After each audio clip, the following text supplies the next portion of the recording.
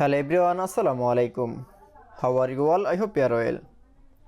Welcome back to my channel in this new video. Today's video, how to add dotted line page border in Microsoft Publisher. So get ready started. At first open your Publisher document.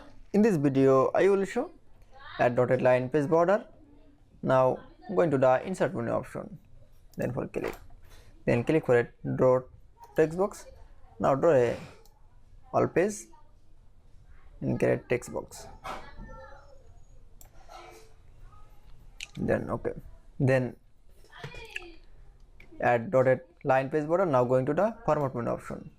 Then click for a shape outline option. Now click for dashes option. Then click for a dotted option.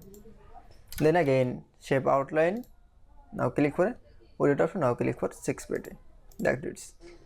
Then you show add dotted line page border in Publisher is very easily.